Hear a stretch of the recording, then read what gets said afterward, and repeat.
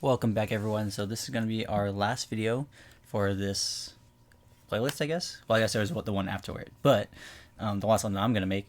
And this is following up on the last couple problems we did, where we are going to create the equation of a polynomial function, again using its factored form. But we are going to now work with the scenario where our polynomial has complex roots. So our example here, I create the equation of a polynomial function with roots x equals -5 and 3 plus 2i. Alrighty, so I didn't say what degree this thing has to be, but let's just assume it's the minimum degree that we can get away with. So just like before, for any polynomial function, given its factored form, if we know the roots, we can basically just plop it in.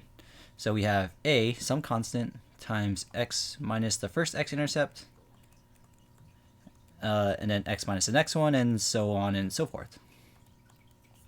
Okay, so when I do this, with this example, we're going to end up with some a, well, I guess since we don't know what a, we're just creating an equation. A could be anything, so we'll just make a1 just to make our lives easier. But this function is going to look like x minus 5, and then x minus, now be careful here, our entire x-intercept there, our second one, is 3 minus 2i, the entire complex number. So we're going to put it in parentheses just to be extra safe, 3 minus 2i, like so. There's a reason I'm doing that. Now remember, we have, let's see, we always just come back to, it just goes back to a couple videos ago. But if this is a root, a complex root, remember that they always come in pairs. And if that's a root, then its complex conjugate, 3 minus 2i, is also a root. Okay, so that means this will not just be a quadratic, a second degree polynomial. This is actually going to be a third degree, because we also have this factor, x minus 3 minus 2i, like so. Okay, now in theory, I could just leave it there, but I want to actually, for the sake of this video, I want to actually multiply it out and get it into its standard form. All right, and you'll see why this is kind of neat. So I'm going to focus on multiplying this together. Okay, so I'm going to clean this up a little bit. So I'm going to rewrite this as x minus 3 minus 2i. So again, I'm just distributing this negative sign. And then on the red one is going to be x minus 3 plus 2i. Okay, so I'm going to multiply these together. And at this point, you just have two trinomials. Now you could FOIL them together, however it works for you. In the case I'm multiplying trinomials, I like to use the generic rectangle because it really helps me just keep track of everything and make sure I don't lose anything. Okay, so over here I have x minus 3 minus 2i across the side there, my 3 rows, and then I also have 3 columns for x minus 3 plus 2i. So I'll have x squared, negative 3x, 2i x. So I'm going to use my x as my variable. Anything that's not an x is just part of my coefficient. Let's see. The second row is negative 3x, positive 9, and negative 6i.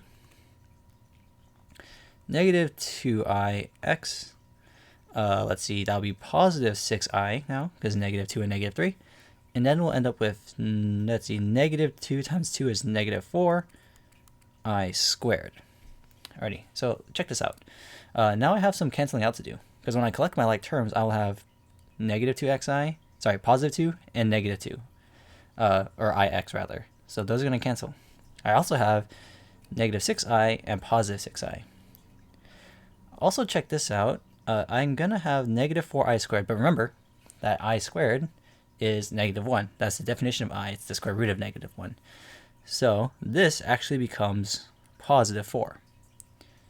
And so what's really neat about this is that this is actually equal to x squared, let's see, negative 3x and negative 3x is negative 6x, and then plus 9 plus 4 is 13. So this, even though they came from complex roots, when I multiply them together, we actually have only real coefficients. So without just looking at it, you would never expect that this thing has complex roots, right? You would have to go, when you were factoring this one, you would have to use a quadratic formula to find it. But we still have that x minus 5 in front. So again, p of x is equal to x minus 5, x squared minus 6x plus 13. And then we need to, well, multiply these out. So I guess I'll do the boxes again, because why not? I have x minus 5, x squared, minus 6x, 13. So I got x cubed minus 6x squared, 13x, negative 5x squared, positive 30x, and then negative 65, I think.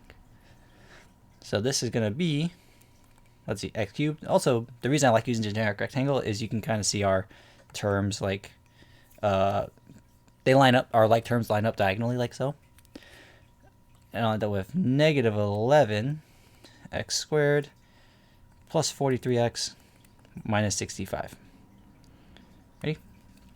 So the takeaway from this video is that this idea of using the factored form of a polynomial, this always works, even when you have complex roots. But when you're multiplying them together, those complex or those imaginary parts will actually kind of disappear, and you can end up with just a regular old kind of innocent looking polynomial function with all real coefficients. Alrighty? Thanks for watching, folks. I'll see you in the next one.